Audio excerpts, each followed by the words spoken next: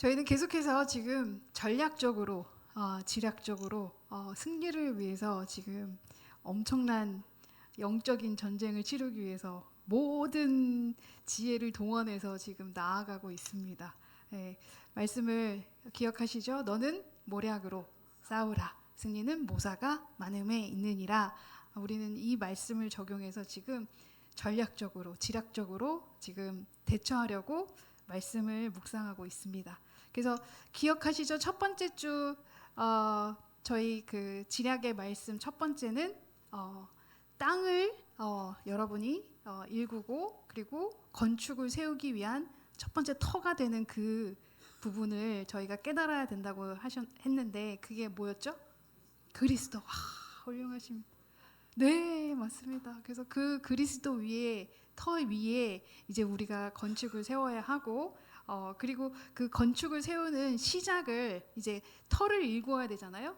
그러면 땅을 일구는 그 방법으로 우리가 뭘 해야 된다고 했죠? 지난주가 말씀을 묵상. 아멘. 어이구 숨이 넘어가는 줄 알았네. 말씀을 묵상을 하자 했습니다. 그래서 여호수아에게 전쟁 전에 하나님께서 알려주신 건 전략을 군사를 동원해서 너희가 군력을 동원해서 전략적인 싸우는 걸 뭐 해라 그게 아니라 율법책을 내 입에서 떠나지 말고 그리고 어떻게 주야로 그것을 묵상하고 그 안에 기록된 대로 지켜 행하라. 그리하면 내 길이 평탄하게 될 것이며 내가 형통하리라. 내가 요즘에 형통하지 않았고 평탄하지 않았나? 내가 기록된 대로 지켜서 행하지 않았구나. 왜 내가 행하지 못했을까? 묵상이 안 되었었구나. 왜 묵상을 못하고 있었을까? 읽지 않았구나. 성경을 펴지도 않았구나. 이제 이게 다 해석이 되죠. 그래서 저희가 이제 묵상을 하는 구체적인 방법을 지난주에 배웠는데 4가지였죠. 기억하시죠? 이거 자꾸 제가 이렇게 얘기해야지 생각을 하시는 거예요. 생각을 해야 기억을 하게 되는 거예요. 첫 번째는 그러니까 읽는데 입으로 읊조리다. 중얼거리다. 내 이성이 나를 지배하는 것이 아니라 하나님의 말씀이 나를 지배하도록 내가 선포하는 그 입술에 읊조림이 있어야 된다는 거예요. 그래서 읽을 때 그냥 읽으시는 게 아니라 읊조려서 읽으시고 그 다음에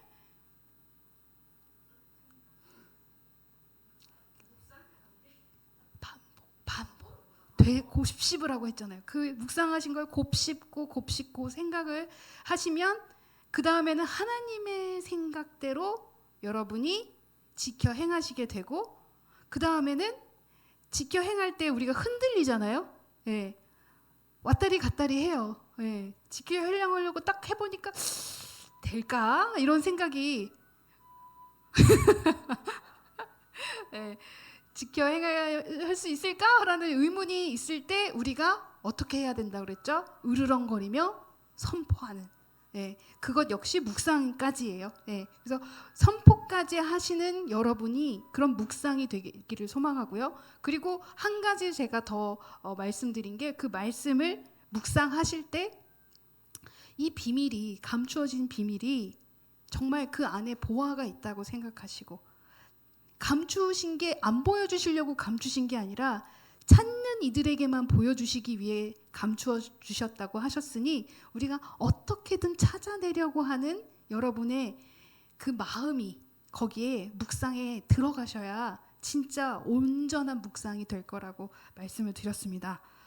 자, 그러면 오늘은 3번째 지략. 말씀을 이제 여러분이 읽고 묵상하기 시작했을 때 어떠한 일이 나타날까? 그리고 어떤 식으로 하나님께서는 구체적으로 펼치실까라는 것을 오늘 함께 보기를 소망합니다. 하나님을 알게 되겠죠. 제일 첫 번째. 여러분이 묵상을 하면 하나님을 알게 됩니다. 그래서 이 성경이 곧 내게 대하여 증언하는 것이니라.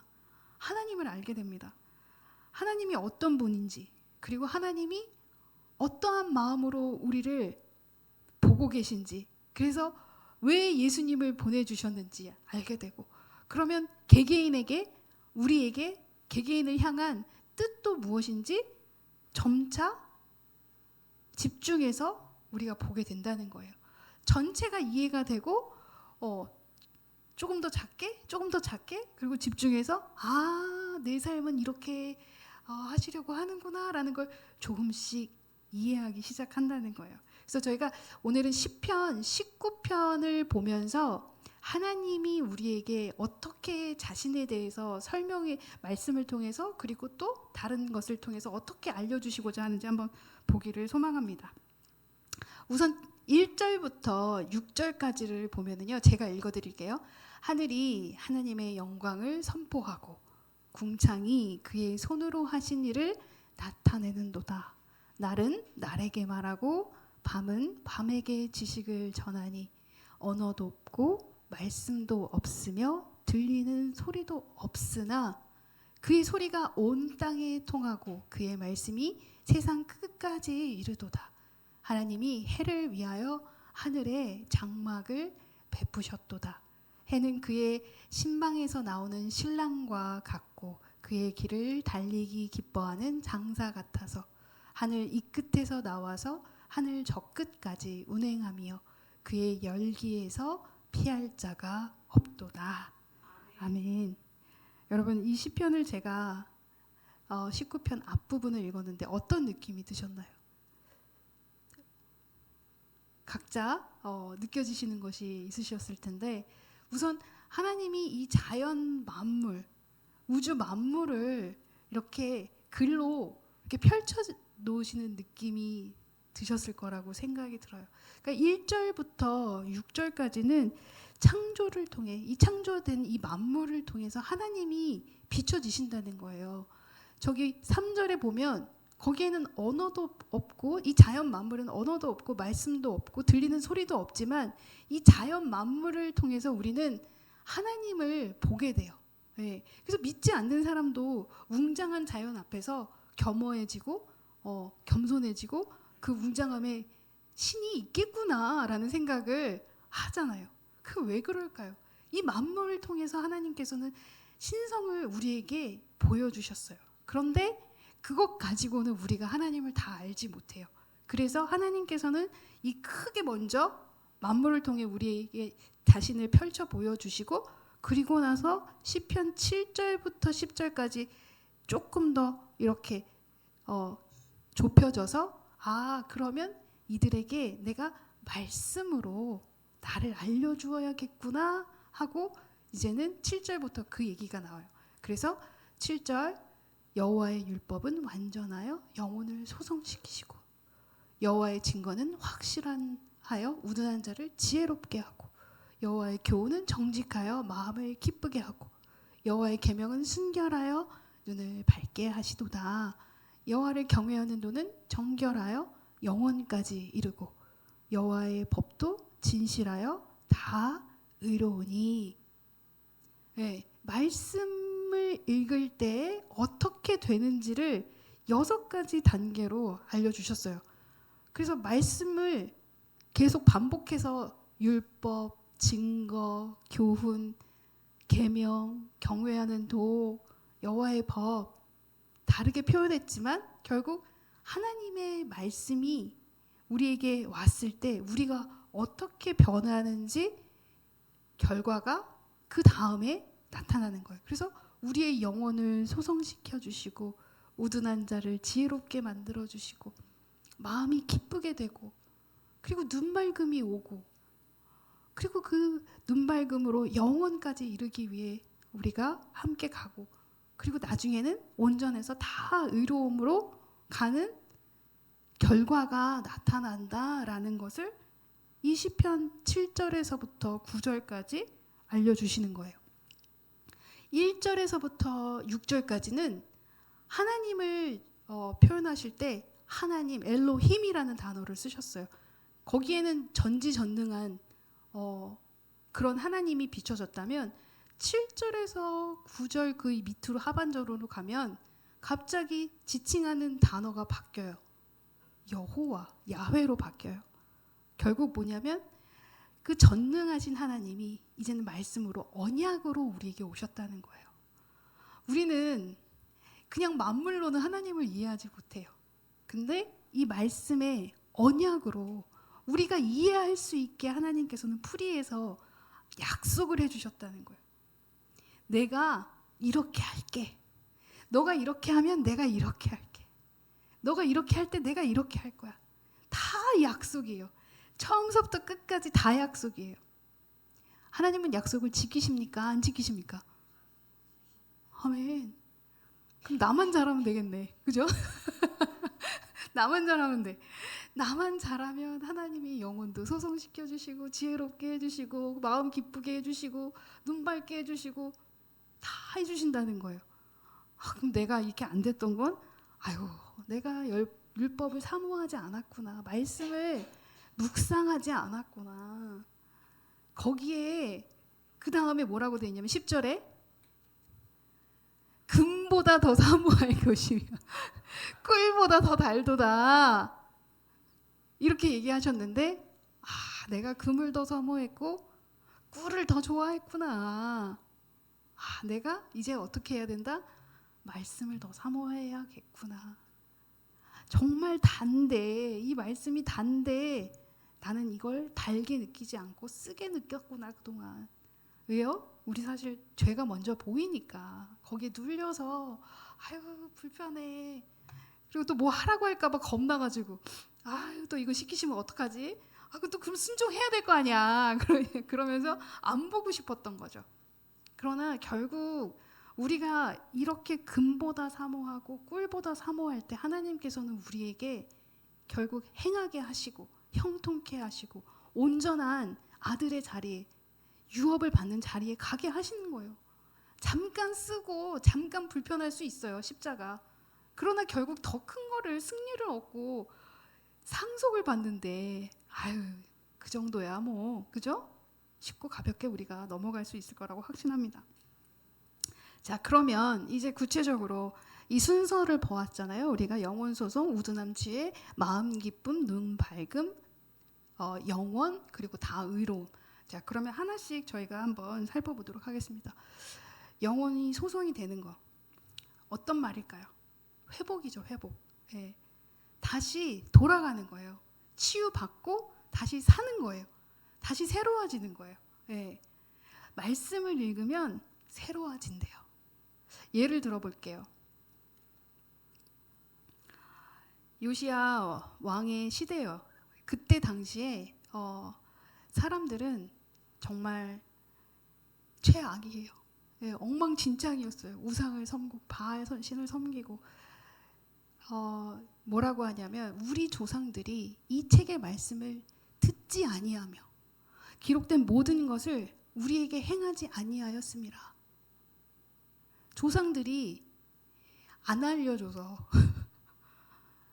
듣지도 않고 이거를 전승해야 되는데 그들이 하지도 않고 그 자녀들에게도 하지 않으니 이렇게 됐다. 결국 뭐예요? 우리가 말씀을 듣지 않고 내가 말씀대로 듣지 않으니까 내가 그것을 자녀에게도 가르치지 못하는 거예요. 내가 자녀에게 못한 결과가 지금 자녀의 모습이라는 거예요. 결국 요시야 왕이 이 말씀을 듣기 시작하는데 그 듣게 된 계기가 성전을 이렇게 정비하는 시기가 있었어요. 요시야 왕 18년에 성전을 정비하고 수리하는 과정이 있었는데 그때 제사장이 hilki야가 율법책을 발견하는 거예요. 이게 물리적인 발견이었는지 아니면 그때서야 이제 읽자 이렇게 된 건지는 확실하지 않지만 어쨌든 그때 발견하게 돼요. 그리고 서기관 사반이 그 책을 왕 앞에서 읽어요. 요시야 왕이 이 성경을 듣는 거예요. 그리고 나서 어떻게 되는지 아세요, 여러분? 영혼이 소송이 되는데 처음에 어떻게 하냐면 옷을 찢어요. 왜 찢었을까요? 죄를 발견해서. 그리고 나서 거기서 끝나는 게 아니라 회복이 되는데 백성들을 잃게 하고 전체적인 종교 개혁이 일어납니다. 대대적인 종교 개혁이 일어나고 그리고 율례를 지키고 또 유월절을 다시 회복하고 이렇게 온전한 종교 개혁이 어떤 계기로 말씀을 읽기 시작하면서 그들이 영혼이 소송이 되었다는 거예요.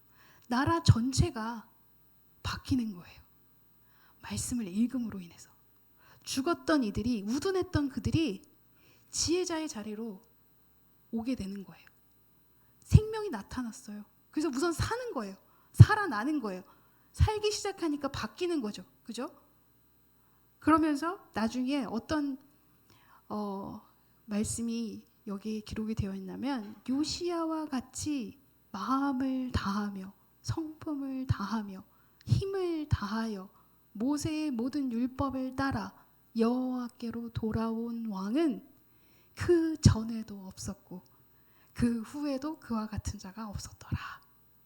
이렇게 기록이 되어 있어요. 그가 스스로 할 수 있었던 것인가요? 아니요. 말씀이 그를 살린 거예요. 말씀이 살렸어요. 영혼을 소성시켰어요. 회복시켰어요. 우리가 말씀을 처음 읽으면 우리가 살기 시작해요. 근데 그 제일 처음에 여러분이 느끼는 게 뭐냐면 회개함이 오는 거예요. 아파요, 사실. 옷을 찢었다는 그 의미가 뭐겠어요? 고통스러운 거거든요. 내 죄를 발견할 때 우리는 너무너무 고통스러워요. 낮아져요. 너무너무 낮아지고 정말 땅 밑으로 들어가고 싶을 정도가 돼요. 그냥 찢은 거예요. 그러나 거기서 멈추지 않고 항상 제가 말씀드리죠.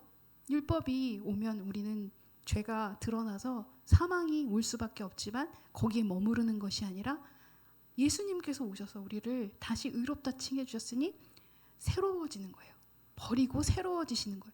그러면서 여러분이 정비하시는 거예요. 종교 개혁을 그가 했던 것처럼 이제 읽기 시작하시는 거죠. 네. 이제 계속해서 읽기 시작할 때 그 다음 단계가 뭐냐면 여러분 우둔한 단계에서 지혜로운 단계로 이제 올라갑니다. 네. 우둔한 거는요 똥멍청이다 이게 아니에요, 여러분. 우둔은 오히려 그 뜻이 단순하다, 잘 왔다리 갔다리 이렇게 생각이 쉽게 흔들리는 것을 우둔의 그 뜻의 원래 원어에는 그렇게 되어 있더라고요. 재밌었어요. 그냥 멍청하다는 게 아니었구나. 우둔하다는 건 내가 단순하고 쉽게 흔들리고 쉽게 속고 분별력이 부족한 것을 얘기하는 거구나. 정보가 지식이 없는 게 우둔이 아니라 분별이 안 되는 거예요. 이랬다 저랬다. 이 사람이 막 얘기하면 이렇게 갔다가 세상이 저렇게 하라면 저렇게 하고 어떤 프로그램에서 뭐가 좋다, 어떤 약이 좋다 하면 그 다음에 쿠팡에 없어요. 우리나라가 약간 그런 식으로 흔들리더라고요. 예. 이러한 사람이 옳고 그른지 무엇이 하나님의 길인지 무엇이 유혹인지 구별하는 눈을 가져야 지혜로운 자인데 그게 없다는 거예요. 여러분 사탄이 뿔 달리고 오는 게 아니잖아요. 어흥하면서. 그죠? 사단은 어떻게 오냐면 굉장히 지혜롭게 좋아 보이고 탐스러워 보이고 먹음직해 보이고 먹으면 내가 지혜로워질 것 같은 그렇게 오는 거예요. 그래서 급박한 상으로 몰아놓고 내가 세상적으로 판단하고 내 생각으로 결정을 해서 그 방향이 가장 나에게 유익하겠구나라는 결정을 내리게끔 막 몰아세워요. 그러면 우리는 내 경험, 내 가지고 있는 지식, 세상의 방법으로 찾아서 우리는 그걸 결정한다는 거예요. 근데 역시 난 다 서치해보고 이것도 찾아보고 자 결정 잘했네. 거기에 말씀 하나도 안 들어가 있으면 여러분 그 결정 꽝이에요, 꽝. 예. 베드로가 어땠어요, 여러분? 베드로가 밤이 맞도록 자기의 생각대로, 자기의 방법대로, 전문가니까 밤이 새도록 그물을 내렸지만 빈배였어요. 자, 여러분, 이 단순한, 우리 정말 자주 제가 이 얘기 꺼내잖아요. 그러면은 여러분 앉아 있다가 또 저 얘기 하시네. 그 배 빈배 나중에 예수님이 말씀하셔서 말씀에 의지하여 그물을 내렸더니 뭐 그물 찢어질 만큼 많이 잡았다, 그 얘기 또 하시려고 하는 거잖아요. 근데 여러분, 매번 같은 말씀이어도 여러분이 반복하셔야 되고 되씹어야 되잖아요. 그게 묵상이고, 그리고 되씹을 때마다 그 인사이트는 달라요. 저는 이번에 또 다른 거를 느꼈는데, 그게 뭐냐면, 아니 베드로가 사실 말씀에 의지해서 가만히 있었던 게 아니잖아요. 가만히 있었더니 고기들이 뿅 하고 튀어 올라서 배에 들어간 게 아니잖아요. 베드로는 똑같이 그물을 내렸어요. 오해하시는 분들이 있어요. 하나님의 축복은 가만히 기도만 하면 짠 하고 나타나는 게 아니라 동일하게 그물은 내려요. 근데 달라진 게 있죠. 두 가지. 달라진 게 세 가지라고까지 볼 수 있겠네요. 첫 번째는 말씀에 의지하여, 그리고 그 말씀이 깊은 곳으로 가라고 했으니 깊은 곳으로 갔고요. 한 가지 더 제가 생각한 건 뭐냐면, 시간대가 다르네. 밤이 새도록 했어요. 그러면 베드로가 괜히 밤에 나갔겠어요?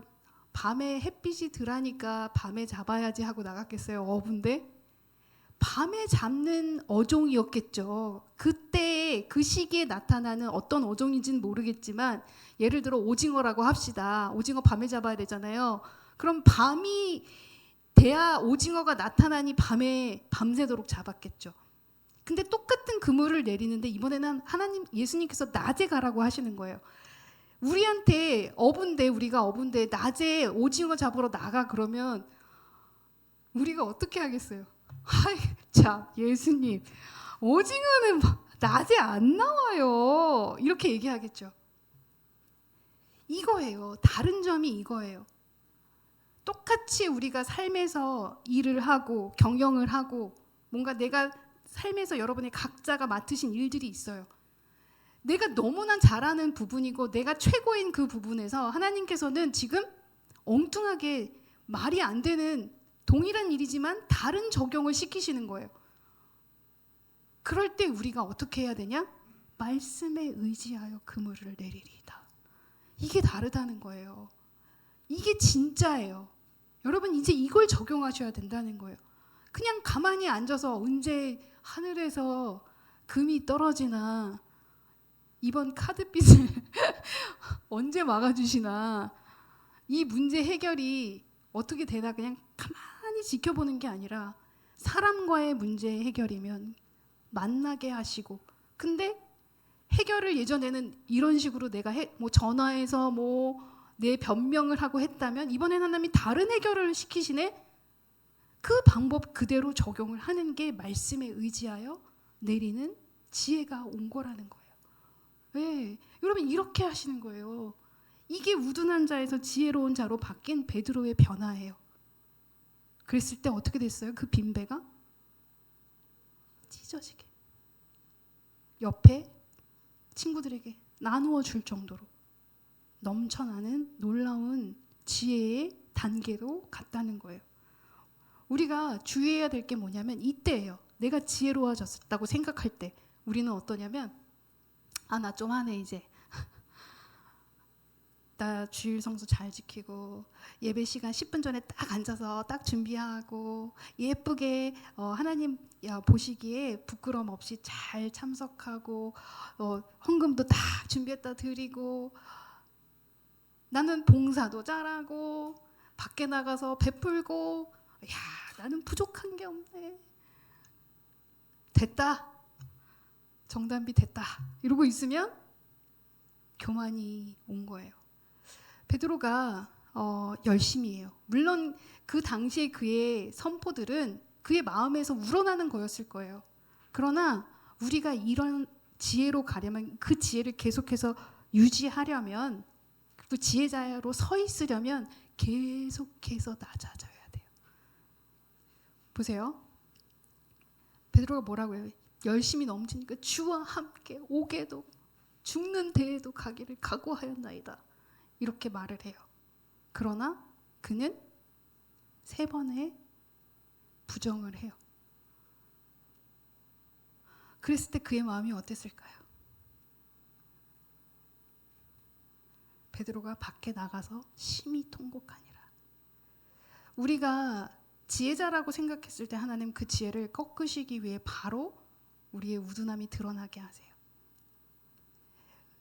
지혜자가 계속해서 되게, 우리는 부분적인 지혜자이니 우리가 온전한 지혜를 사모하고 그 지혜를 위해서 계속 달려가야 되는 거예요. 내 우둔함은 오늘 드러났다고, 내가 지혜자로 오늘 섰다고 해서 내일도 지혜자가 되는 게 아니라 말씀을 계속 읽어서 그 우둔함을 계속 지혜로 매일매일 바꿔가야 되는 거예요. 자, 한 가지 예를 더 들어볼게요. 여러분 아볼로 아시죠? 아볼로는 어느 지역에서 자랐냐면 알렉산드리아에서 자랐대요. 지역을 붙일 때는 이유가 있어요. 그 지역에 특징이 있거든요. 여긴 철학적으로, 종교적으로 이런 지식을 탐구하는 지역이었대요. 그래서 아볼로는 알렉산드리아에서 나타났다. 그러면 이 친구가 머리 좀 좋고 좀 지식을 탐구하는 사람이었나 보다라고 생각할 수 있어요. 그런데 거기에 수식어가 더 붙어 있어요. 유대인이 에베소에 이르니 이 사람 언변이 좋고, 거기 더 들어가요. 뭐래요? 언변이, 말도 잘해요. 거기에 플러스 성경에도 능통한 자라. 한마디로 말해서 엘리트. 엄청 똑똑한 엘리트예요. 자, 이 사람이 어떻게 하느냐? 그가 주의 도에 관한 것을 배워 열심으로 예수에 관한 것을 정확하게 말하나, 여러분 여기에 한 가지가 뭐가 붙었어요? 요한의 세례만 알 따름이라. 부분적이었다는 거예요. 그가 정확하게는 알고 있지만 다 알지는 못한다는 거예요. 여러분 우리가요 다 알지 못해요. 저도 다 알지 못해요. 매번 새롭고 매번 배워야 하고 매번 새로운 걸 알려주시는 것 같아요. 그래서 항상 어렵다 생각을 해요. 하나님께서 우리에게 알려주신 지혜, 지식, 여태까지 여러분이 말씀을 정말 많이 공부하고 또 계속 말씀을 읽고 있으면 우리는 쉽게 교만해질 수밖에 없어요. 그래서 어느 정도 알고 있다고, 그리고 정확하게 알고 있는 부분들도 있어요. 근데 부분적이라는 거예요. 아볼로는 이때까지 요한의 세례까지 알고 있었다는 거예요.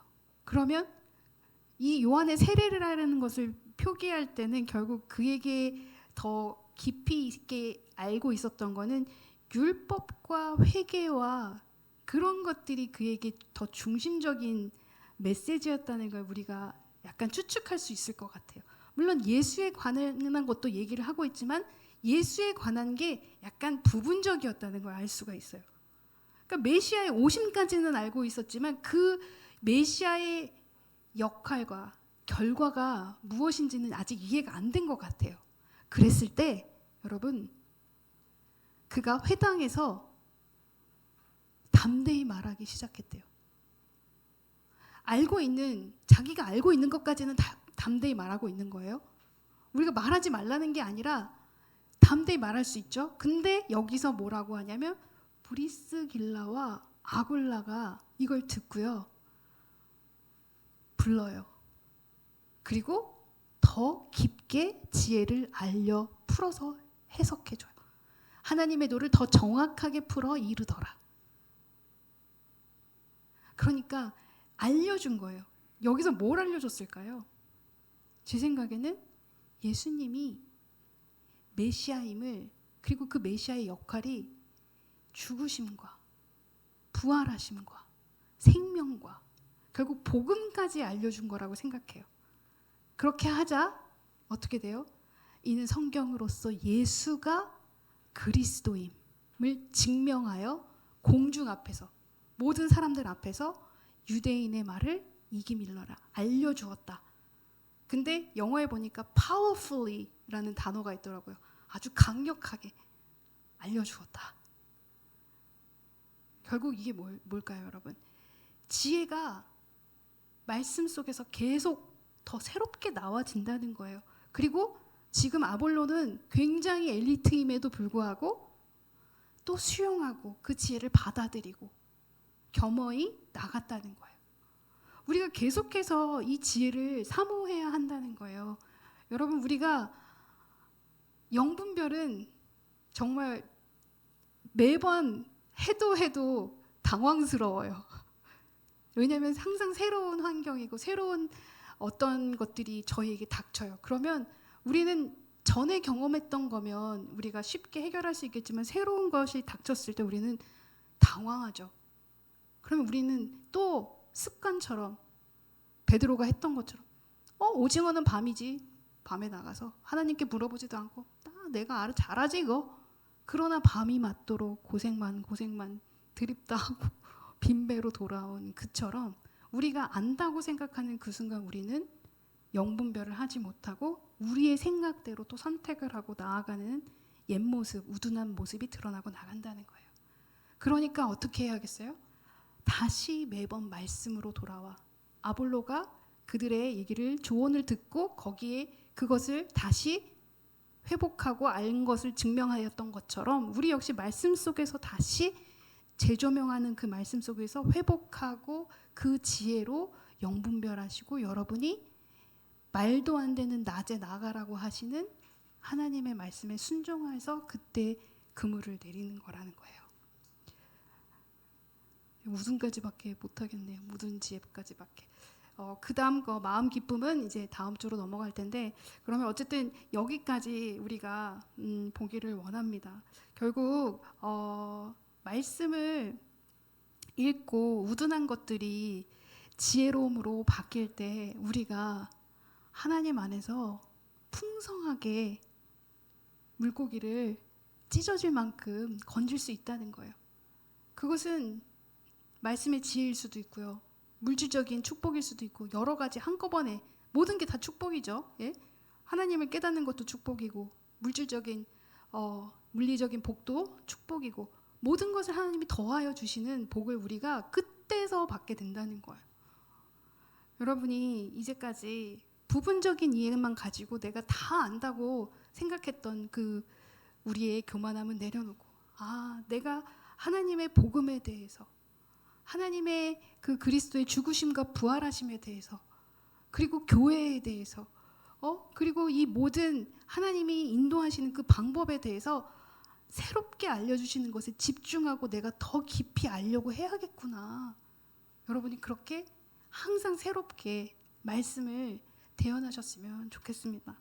네, 그래서 이 부분적인 지혜들이 매번 새로워지고 온전해질 수 있도록 여러분의 삶 속에 끊임없는 말씀의 묵상이 계속해서 이루어지기를 축원합니다.